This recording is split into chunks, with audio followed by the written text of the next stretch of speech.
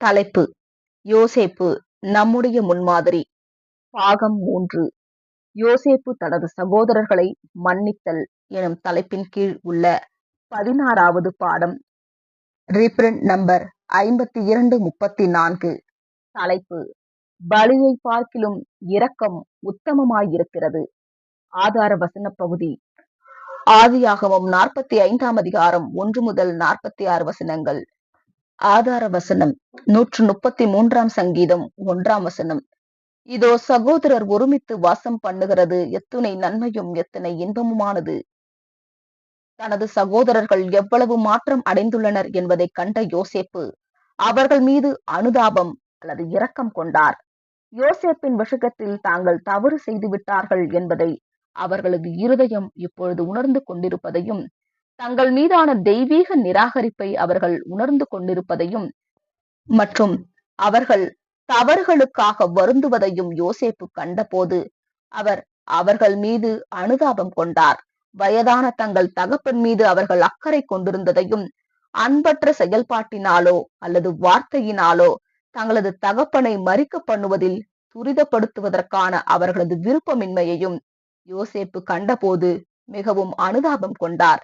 யோசேப்பு தன்னை யார் என்று வெளிப்படுத்தும் காரியத்தை எகிப்தியர்கள் காணக்கூடாது என்று விரும்பினார். தன்னுடைய உணர்வுகளை தன்னால் இனி கட்டுப்படுத்த முடியாது என்று உணர்ந்த யோசேப்பு எகிப்தியர்கள் அனைவரும் அறையை விட்டு வெளியேறும்படிக்கு அவசரமாய் கட்டளையிட்டார். பின்னர், நீங்கள் எகிப்திற்கு போகிறவர்களிடத்தில் விற்று போட்ட உங்கள் சகோதரனாகிய யோசேப்பு நான் தான் என்று கூறி தன்னை வெளிப்படுத்திக் கொண்டார். அவரது சகோதரர்கள் அடைந்திருக்கும் திகைப்பை நம்மால் நன்கு கற்பனை செய்து கொள்ள முடிகின்றது. தங்கள் சிரமங்களும் சோதனைகளும் பெருகிக் கொண்டு வருவதாக அவர்களுக்கு தெரிந்தது மற்றும் தங்களுக்கான பிரச்சனைகள் அனைத்தின் விஷயத்திலும் எப்படியோ யோசேப்பு சம்பந்தப்பட்டிருக்கிறார் என்பதும் அவர்களுக்கு தெரிந்திருந்தது. ஆனால் இப்பொழுது யோசேப்பின் முன்னிலையில் காணப்படும் போது யோசேப்பு சூபாசியை கொண்டு தங்களிடத்தில் பேசாமல் நேரடியாக தங்கள் சொந்த மொழியில் நான் தான் யோசேப்பு என்று கூறினதை கேட்கும் போது அவர்கள் எவ்வளவு அதிர்ச்சி அடைந்திருப்பார்கள் என்பதை நம்மால் கற்பனை செய்து பார்க்க முடிகின்றது. ஆனால் யோசேப்பு இரக்கத்தினாலும் அனுதாபத்தினாலும் முழுக்க நிரம்பினவராக அவர்களை அமைதிப்படுத்திட துரிதப்பட்டார். அவர்களை அவர் கொடூரமாய் அச்சுறுத்தவில்லை அல்லது அவர்கள் தவறுகளுக்காக அவர்களை தண்டிக்கவும் இல்லை. அவர்களது தவறுகளுக்காக அவர்களை அவர் கடிந்து கொள்ளக்கூட இல்லை. மாறாக பாவமானது ஏற்கனவே அவர்களுக்கு தண்டனை கொடுத்துள்ளதை உணர்ந்த யோசேப்பு அவர்களை ஆறுதல் படுத்தும் வண்ணமாக, நீங்கள் அல்ல, தேவனே என்னை இவ்விடத்திற்கு அனுப்பினார். பூமியிலே உங்கள் வம்சம் ஒழியாமல் இருக்க உங்களை ஆதரிக்கிறதற்காகவும் பெரிய ரட்சிப்பினால் உங்களை உயிரோடே காப்பதற்காகவும் தேவன் என்னை உங்களுக்கு முன்னமே அனுப்பினார். ஆதலால் நீங்கள் அல்ல, தேவனே என்னை இவ்விடத்திற்கு அனுப்பி என்னை பார்வோனுக்கு தகப்பனாகவும் அவர் குடும்பம் அனைத்திற்கும் கர்த்தனாகவும் எகிப்து தேசம் முழுவதற்கும் அதிபதியாகவும் வைத்தார் என்றார். ஆதியாகமம் 45ஆம் அதிகாரம் 5 முதல் 8 வசனங்கள். கேட்காமலேயே வழங்கப்பட்ட மன்னிப்பையும் இரக்கத்தின் வெளிப்படுத்தல்களையும் யோசேப்பு தனது சகோதரர்கள் மீது குவித்தார். யோசேப்பினுடைய பழிவாங்குதல் எத்துணை அருமையானதாய் காணப்படுகின்றது. அந்தோ எத்தனை சொற்பமான கிறிஸ்தவர்களே இப்படியானதொரு சந்தர்ப்பத்தில் இவ்வளவுக்கு பெருந்தன்மையுடன் நடந்து கொள்ளுவார்கள். கிறிஸ்தவர்கள் எல்லா விதத்திலும் யோசேப்பை காட்டிலும் மிகவும் அனுகூலமானவர்களாய் இருக்கின்றனர். அதாவது கிறிஸ்தவர்கள் பரிசுத்த ஆவியினால் ஜெனிப்பிக்கப்பட்டவர்களாகவும் வேத வாக்கியங்களினுடைய அறிவுரையை பெற்றுக் கொண்டவர்களாகவும் காணப்படுகின்றனர். கிறிஸ்துவுக்கும் அவரது ஆவிக்கும் யோசேப்பு எத்துணை அருமையான நிழலாய் இருக்கின்றார். இயேசுவை ஏற்றுக்கொண்டு அவரது சீஷனாகுவதற்கு பதிலாக அவரை சிலுவையில் அறைந்து போட்ட யூதர்களாகிய கிறிஸ்துவின் சகோதரர்கள் நித்திய காலமும் சித்திரவதைப்படுவார்கள் என்று நாம் நம்பிக்கை கொள்ளத்தக்கதாக நமக்கு கற்பித்த இருளான யுகங்களுடைய விசுவாச பிரமாணங்களானது நம்மை தவறாகவே வழிநடத்தியுள்ளது. ஒன்றன் பின் ஒன்றாக இப்பொழுது பிரகாசித்துக் கொண்டிருக்கும் வேதாகமத்தினுடைய பக்கங்களின் வெளிச்சத்தில் யூதர்களை நித்திய காலம் சித்திரவதைக்குட்படுத்த மேசியா நோக்கம் கொண்டிருக்கிறார் என்பதற்கு பதிலாக நேர்மாறாக மேசியா நோக்கம் கொண்டிருப்பதாக தேவனுடைய ஜனங்கள் பார்க்கின்றனர். அதாவது யூதர்கள் தெய்வீக இரக்கத்தையும் மன்னிப்பையும் பெற்றுக்கொள்ளுவார்கள் என்பதாக தேவனுடைய ஜனங்கள் பார்க்கின்றனர். பரிசுத்தவானாகிய பவுல் சுட்டிக்காட்டுவது போன்று மேசியாவின் ராஜ்யம் ஸ்தாபிக்கப்பட்ட பின்னர் உடனடியாக இந்த இரக்கமானது யூதர்களுக்கு காண்பிக்கப்படும். உங்களுக்கு கிடைத்த இரக்கத்தினாலே இரக்கம் பெறுவார்கள். ரோமர் 11ஆம் அதிகாரம் 25 முதல் 33 வசனங்கள். இதே கருத்தானது இஸ்ரவேலரை குறித்தும் தீர்க்கதரிசியினாலும் வெளிப்படுத்தப்பட்டுள்ளது. அதாவது, நான் தாவீது குடும்பத்தாரின் மேலும் எருசலேம் குடிகளின் மேலும் கிருபையின் ஆவியையும் விண்ணப்பங்களின் ஆவியையும் ஊற்றுவேன். அப்பொழுது அவர்கள் தாங்கள் குத்தின என்னை நோக்கி பார்த்து, ஒருவன் தன் ஒரே பேரானவனுக்காக புலம்புகிறது போல எனக்காக புலம்பி, ஒருவன் தன் தலைச்சன் பிள்ளைக்காக துக்கிக்கிறது போல எனக்காக மனங்கசந்து துக்கிப்பார்கள். சகரியா 12ஆம் அதிகாரம் 10ஆம் வசனம். யூதர்களும் 18 நூற்றாண்டுகளுக்கு முன்னதாக நடந்திட்ட துயரத்திற்கு இடமான தவறை உணர்ந்து கொள்ளுகையில் உண்மையான துக்கத்துடன் துக்கிப்பார்கள். அவர்கள் நித்திய காலத்திற்கும் உரிய சித்திரவதையினால் தண்டிக்கப்படுவதற்கு பதிலாக கர்த்தர், நான் அவர்களுக்கு கிருபையின் ஆவியையும் விண்ணப்பங்களின் ஆவியையும் ஊற்றுவேன் என்று கூறியுள்ள பிரகாரமாய் அவர்களிடத்தில் கிருபை பாராட்டுவார். இவ்விஷயமும் மற்றும் நம் பாடத்தில் இடம்பெறும் நிழலும் எத்துணை அருமையாயும் எத்துணை இசைவாயும் காணப்படுகின்றது. யோசேப்பின் 10 சகோதரர்கள் இஸ்ரவேலர்களுக்கு நிழலாயிருக்கின்றனர். எகிப்தியர்கள் புறஜாதிகளுக்கு நிழலாயிருக்கின்றனர். பென்யமீன் திரள் கூட்டத்தினருக்கு நிழலாயிருக்கின்றனர். யோசேப்பு மேசியா வகுப்பாருக்கு, அதாவது தலையாகிய இயேசுவையும் அவரது சரீரத்தின் அங்கத்தினர்களாகிய ஜெயம் கொள்ளும் சபையையும் உள்ளடக்கின மேசியா வகுப்பாருக்கு நிழலாயிருக்கின்றனர். எருசலேமுடன் பட்சமாய் பேசுங்கள் எனும் தலைப்பின் கீழ் காணலாம். வேதாகமத்தின் பதிவுகள் அனைத்துமே வேதாகமத்திற்கும் தெய்வீக குணலட்சணத்திற்கும் இசைவாய் காணப்படுகின்றது. இருண்ட யுகங்களினுடைய விசுவாச பிரமாணங்களுக்கு நாம் செவி கொடுத்ததினாலேயே நமக்கு பிரச்சனை ஏற்பட்டது. இயேசுவை தேவனுடைய குமாரன் என்று நம்பி ராஜ்யத்தில் உடன் சுதந்திரத்தை அடையத்தக்கதாக சுயத்தை வெறுத்தலின் மூலமும் தற்காலத்தின் பாடுகளில் பங்கெடுப்பதின் மூலமும் அவருடன் இணைந்து கொள்ளுவதன் மூலமுமாய் அல்லாமல் மற்றபடி யாரும் ஆவிக்குரிய இஸ்ரவேலில் அங்கத்தினராக முடியாது என்று வேதாகமம் சொல்வது உண்மைதான். ஆனால் இந்த எளிமையான செய்தியுடன் யூதர்களிடமும் உலகத்தாரிடமும் ஆவிக்குரிய இஸ்ரவேல் அல்லாத மீதியான அனைவருக்குமே நித்திய சித்திரவதை உள்ளது என்று நாம் சேர்த்து கூறினதிலேயே நம்முடைய தவறு காணப்படுகின்றது. ஆனால் ஆவிக்குரிய இஸ்ரவேலானது ராஜ்யத்தை அடைகின்றது என்றும் இந்த உயர்ந்த மகிமையையும் ஆசீர்வாதத்தையும் அடைய தவறுகின்றதே மாம்சீக இஸ்ரவேலர்கள் மற்றும் உலகத்தாருடைய இழப்பாய் இருக்கின்றது என்றும் இப்பொழுது நாம் அறிந்து கொள்ளுகின்றோம். மாம்சீக இஸ்ரவேலர்களுக்கு தேவையான ஆசீர்வாதங்களை அவர்களுக்கு அருளுவதும் மற்றும் அவர்கள் மூலமாய் இறுதியில் அனைத்து ஜனங்கள் மீதும் ஆசீர்வாதங்களை அருளுவதுமே இப்படியான ஓர் ராஜ்யத்தை ஏற்பாடு பண்ணினதில் உள்ள தேவனுடைய நோக்கமாய் இருக்கின்றது என்பதையும் நாம் காண்கிறோம். இதுவே யோசேப்பினுடைய சகோதரர்கள் முழுமையாய் மன்னிக்கப்பட்ட விஷயத்திலிருந்து கற்பிக்கப்பட்ட பொதுவான பாடமாக காணப்படுகின்றது. யோசேப்பின் சகோதரர்கள் தெய்வீக திட்டத்தை நிறைவேற்ற மாத்திரமே செய்திருக்கிறார்கள் என்று அவர்களுக்கு கொடுக்கப்பட்ட நிச்சயமானது யூதர்களுக்கு இறுதியில் கொடுக்கப்பட போகின்ற செய்திக்கு நன்கு இசைவானதாக உள்ளது.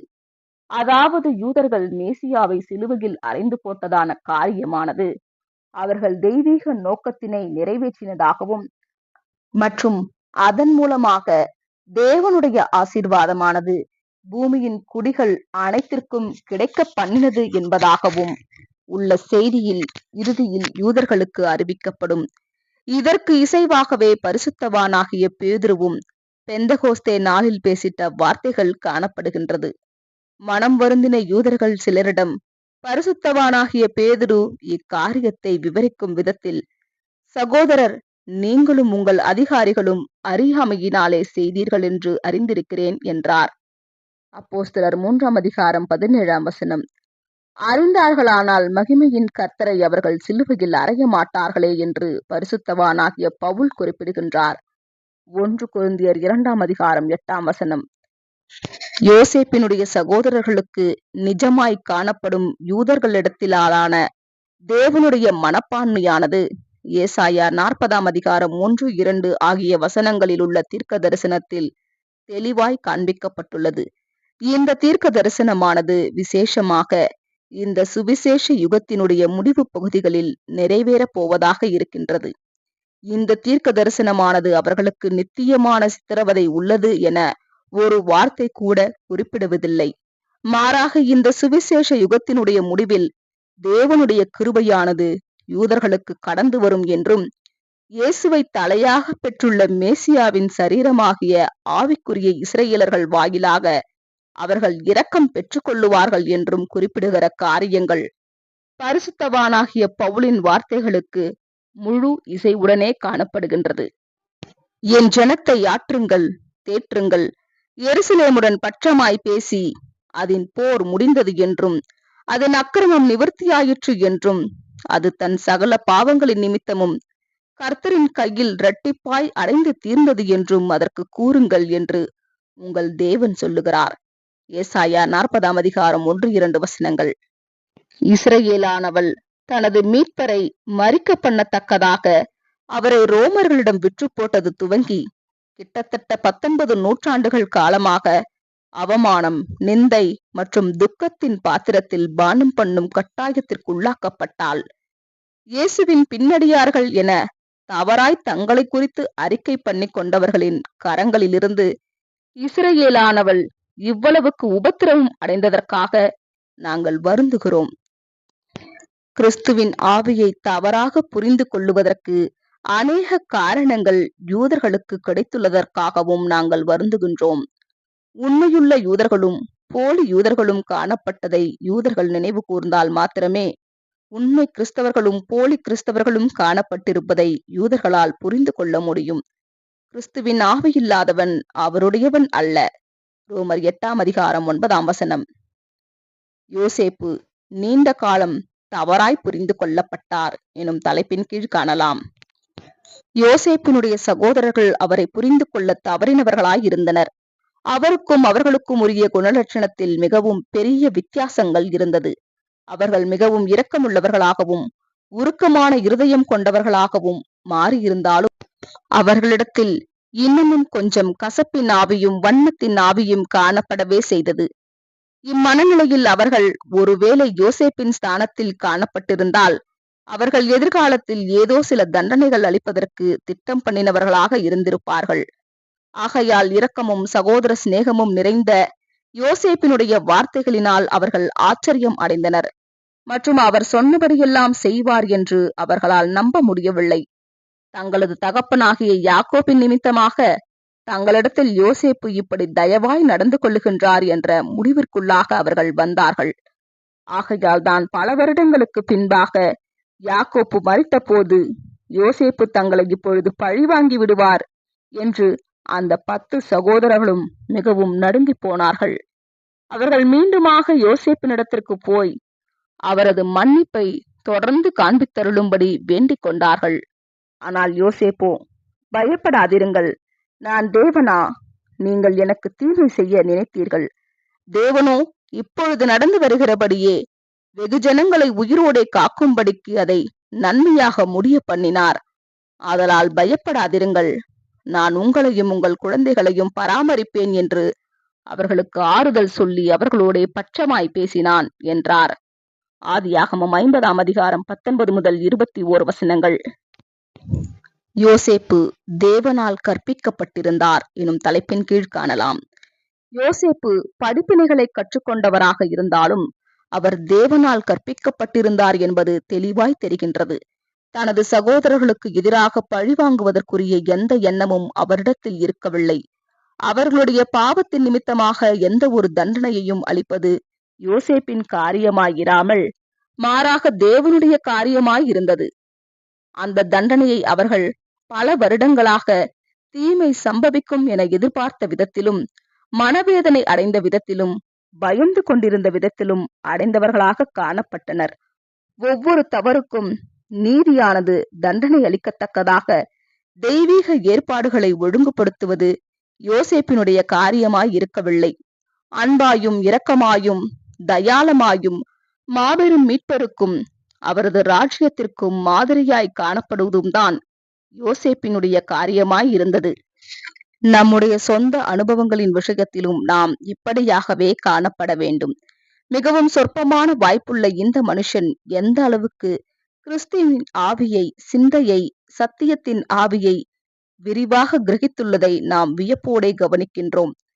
பரிசுத்த ஆவியினால் ஜெனிப்பிக்கப்பட்டவர்களும் இயேசு மற்றும் அப்போஸ்தலர்களுடைய வார்த்தைகளை மாதிரியாக பெற்றவர்களும் கடந்த யுகங்களுடைய வரலாற்றினை பெற்றவர்களுமான நாம் யோசேப்பின் பாதத்தில் அமர்ந்து கொண்டு எப்படி அவர் தேவனால் முற்றும் முழுமையுமாக கற்பிக்கப்பட்டார் என்பதை வியப்போடு கவனித்து அந்த படிப்பினைகளை நம் விஷயத்திலும் செயல்படுத்திடுவோமாக. தனக்கு நேரிட்ட கசப்பான நிகழ்வுகளுக்கு எதிராக யோசேப்பு ஒருபோதும் முறுமுறுக்கவில்லை. ஒரு வார்த்தை கூட கூறி புலம்பவில்லை. ஒவ்வொரு வார்த்தையிலும், அனைத்து விஷயங்களிலும் யோசேப்பு தன்னுடைய ஞானத்தை, அன்பை, வல்லமையை மற்றும் தயவை குறித்து சாட்சி பகர்ந்தவராகவே இருந்தார். தனக்கு வந்திட்ட அனுபவங்களில் ஒரு மாற்றத்தையாகிலும் ஏற்படுத்துவது அல்லது திருத்தம் பண்ணுவது என்பது ஒட்டுமொத்த திட்டத்திற்கும் பாதிப்பை ஏற்படுத்துவதாகவும், தனக்கு அவசியமாயிருக்கும் ஜீவியத்தின் சில படிப்பினைகளை கற்றுக்கொள்ள தான் தவறிப்போவதற்கு ஏதுவாகவும் இருக்கும் என்றும் யோசேப்பு உணர்ந்திருந்தார். ஓ, கர்த்தருடைய பின்னடியார்கள் எவ்வளவாய் தங்களுக்குரிய சோதனையான அனுபவங்கள் தொடர்புடைய விஷயத்தில் கர்த்தரை நோக்கி பார்க்க வேண்டியவர்களாய் இருக்கின்றனர். நாம் தேவனை அன்பு கூறுகின்றபடியினாலும், அவருடைய தீர்மானத்தின்படி அழைக்கப்பட்டிருக்கின்றபடியினாலும் மற்றும் ஒளியிலுள்ள பரிசுத்தவான்களுடைய சுதந்திரத்தில் பங்கடைவதற்கு நம்மை தகுதியுள்ளவர்களாக்குவதும் நம்முடைய மீட்பருடன் உடன் சுதந்திரர்கள் ஆகுவதுமான குணலட்சணத்தினுடைய வளர்ச்சியின் மூலம் நம்முடைய அழைப்பையும் தெரிந்து கொள்ளுதலையும் உறுதிப்படுத்திடுவதற்கு நாம் நாடுகின்றபடியினாலும் அனைத்தையும் நம்முடைய நன்மைக்கு ஏதுவாக மாற்றுவதற்கு தேவன் விருப்பமும் வல்லமையும் உடையவராக இருக்கின்றார் என்றும், தேவன் அனைத்தையும் அறிவார் என்றும், தேவன் அனைத்தையும் காண்கின்றார் என்றும் நாம் அனைவரும் தேவன் பேரில் விசுவாசம் கொண்டிருப்பது அவசியம் மற்றும் விசுவாசம் கொண்டிருக்கவும் வேண்டும். எகிப்தில் யாக்கோப்பு எனும் தலைப்பின் கீழ் காணலாம். மீதி இருக்கிற இன்னும் 5 வருட பஞ்ச காலங்கள் மாத்திரமாவது தனது தகப்பனாகிய யாக்கோப்பும் முழு குடும்பமும் எகிப்தில் காணப்பட வேண்டும் என்று யோசேப்பு திட்டம் பண்ணினார். கால்நடைகளுக்குரிய மேய்ச்சல் நிலப்பகுதியாக கோசேன் நாடு காணப்பட்டபடியால் இப்பகுதியே அவர்களுக்கு ஏற்றதாய் இருக்குமென யோசேப்பு எண்ணினார். தனது பிரதான ஊழியக்காரனாகிய யோசேப்புடன் பார்வோனின் இருதயம் இசைந்திருந்தபடியாலும், யோசேப்பினுடைய நிர்வாகத்தின் கீழ் காரியங்கள் செழித்தோங்கி இருப்பதின் நிமித்தம் பார்வோன் திருப்தி அடைந்திருந்தபடியினாலும், பார்வோன் முழு சம்மதம் தெரிவித்து வயதான யாக்கோப்பினாலும், பெண்களினாலும், குழந்தைகளினாலும் ஒட்டகங்கள், கழுதைகள் மீது சவாரி செய்ய முடியாததினால் அவர்களை கொண்டு வரும்படிக்கு எகிப்திய வண்டிகளை அனுப்பி வைக்கும்படி பார்வோன் கருத்து தெரிவித்தார். யோசேப்பு பிரயாணத்திற்கென்று பதார்த்தங்களை ஆயத்தம் பண்ணி தனது அன்பை சுட்டிக்காட்டும் வண்ணமாக சிறு அன்பளிப்புகளையும் கொடுத்து அனுப்பினார். எகிப்திலே எனக்கு உண்டாயிருக்கிற சகல மகிமையையும் நீங்கள் கண்ட யாவையும் என் தகப்பனுக்கு அறிவித்து அவர் சீக்கிரமாய் இவ்விடத்திற்கு வரும்படி செய்யுங்கள் என்று சொல்லி யோசேப்பு தனது தகப்பனுக்கு விசேஷித்த செய்தியையும் அனுப்புவித்தார். ஆதியாகமம் 45 அதிகாரம் 13 வசனம். பின்னர் அவர்கள் அனைவரையும் யோசேப்பு முத்தம் செய்து வழியனுப்பி கூறினதாவது: வழியிலே சண்டை பண்ணி கொள்ளாதிருங்கள் எனும் தலைப்பின் கீழ் காணலாம். மனித சுபாவத்தை கூர்ந்து கவனிப்பவராக யோசேப்பு தோன்றுகின்றார். அனைத்து சூழ்நிலைகளிலும் வாக்குவாதங்களுக்கு எதிராக சகோதரர்களை எச்சரிப்பது அவசியமற்றது என்று அநேகர் எண்ணிக்கொண்டிருக்கலாம். அச்சகோதரர்கள் தங்கள் அனுபவங்களின் பலனாக வந்திட்ட தேவ ஆசீர்வாதங்கள் காரணமாக மிகவும் சந்தோஷத்தோடு காணப்படுவதினால் அவர்கள் மத்தியில் அன்பே நிலவுமே ஒழிய எவ்வித சண்டையும் வாக்குவாதமும் நிலவாது என்று கூட அநேகர் கூறியிருந்திருக்கலாம். ஆனால் இதற்கு எதிர்மாறான கருத்தே எப்பொழுதும் உண்மையாயிருந்துள்ளது. செழிப்பு, வளமை வரும்போது கிடைத்திட்ட பொருள்களின் விஷயத்தில் சண்டை பண்ணுவதற்கும், பொறாமை கொள்ளுவதற்கும் மற்றும் சுயநலமாக இருப்பதற்கும் வாய்ப்புகள் உண்டு. பழைய நிலைமையிலேயே காணப்பட்ட அச்சகோதரர்கள் பென்யமீன் யோசேப்பிடமிருந்து பெற்றுக்கொண்ட அதிகப்படியான கவனித்தல் நிமித்தமாகவும், பென்யமீனுக்கு கொடுக்கப்பட்ட 300 வெள்ளிக்காசுகளின் நிமித்தமாகவும் பென்யமீன் மீது பொறாமை அடைந்திருக்கலாம். கோசேன் நாட்டிலுள்ள தங்களுக்கான சுதந்திர வீதத்தை குறித்தும் அவர்கள் விசாரித்திருந்திருக்கலாம். தாங்கள் யோசேப்பினுடைய ஆதிக்கத்தின் கீழ்தான் காணப்பட போகிறார்கள் என்றும், யோசேப்பு பென்யமீனுக்கே அதிகமாய் தயவு புரிவார் என்றும், இதுபோன்று இன்னும் சில எண்ணங்களும் அவர்களில் சிலருக்கு தோன்றியிருக்கும். வழியிலே சண்டை பண்ணி கொள்ளாதிருங்கள் என்பதான யோசேப்பினுடைய எச்சரிப்பு அத்தருணத்திற்கு பொருத்தமானதாகவே காணப்படுகின்றது. இப்படியாகவே கர்த்தருடைய சகோதரர்களின் விஷயத்திலும் காணப்படும் என்பதையும் நாம் அறிந்திருக்கின்றோம். உபத்திரவத்தின் போது அவர்களது இருதயங்களானது கர்த்தரை நோக்கி கதறுகின்றது. ஆனால் வளமையின் போது அவர்கள் ஒருவருக்கொருவர் எதிராக அதிருப்தி அல்லது விரோதம் கொள்ளுவதற்கும் மற்றும் ஒருவருக்கொருவருடைய வாய்ப்புகள், ஆசீர்வாதங்கள், ஸ்லாக்கியங்கள் மீது பொறாமை கொள்ளுவதற்கும் ஏதுவான நிலைக்குள்ளாகுகின்றனர். இது எத்தனை பெரிய தவறாய் காணப்படுகின்றது. கிறிஸ்துவுக்கு ஒத்த சாயலில் தனது வளர்ச்சியினுடைய முன்னேற்றத்தினை ஆண்டவருடைய கண்களானது கவனிக்கின்றது என்பதை ஒவ்வொருவரும் நினைவில் கொள்ள வேண்டும். சகோதர சிநேகம் என்பது குணலட்சணத்திற்குரிய பரீட்சைகளில் ஒன்றாய் இருக்கின்றது என்பதை ஒவ்வொருவரும் நினைவில் கொண்டிருக்க வேண்டும். மற்றவர்களை காட்டிலும் கிறிஸ்துவுக்குள்ளான சகோதர சகோதரிகளே சில சமயம் நமக்கு அதிகமான பிரச்சனைகளை உருவாக்குகின்றவர்களாய் இருப்பார்கள் என்பது உண்மையே.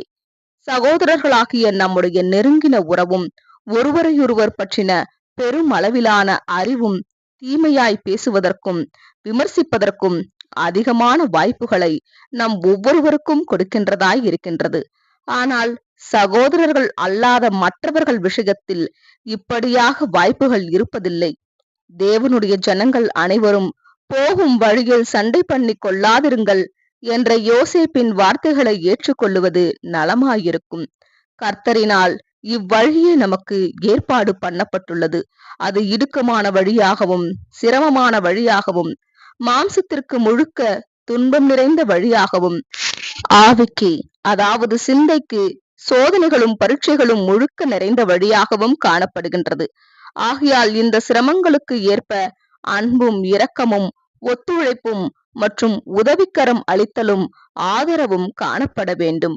நம்முடைய பாடத்தில் ஆதார வசனத்தில் உள்ள சங்கீதக்காரனுடைய வார்த்தைகளானது கர்த்தருடைய சகோதரராகிய சபையை குறித்து தீர்க்க தரிசனமாய் எழுதப்பட்டதாய் இருக்கின்றது. இதோ சகோதரர் ஒருமித்து வாசம் பண்ணுகிறது எத்துணை நன்மையும் எத்துணை இன்பமுமானது. 133 சங்கீதம் 1 சபையாகிய சகோதர சகோதரிகளுடைய இந்த ஒற்றுமையை ராஜா மற்றும் பிரதான ஆசாரியன் தங்கள் பணிக்கென ஏற்படுத்தப்படும் பொழுது நல்ல தைலம் அவர்கள் தலையின் மீது ஊற்றப்படும் காரியத்துடன் சங்கீதக்காரன் ஒப்பிட்டு கூறுகின்றார்.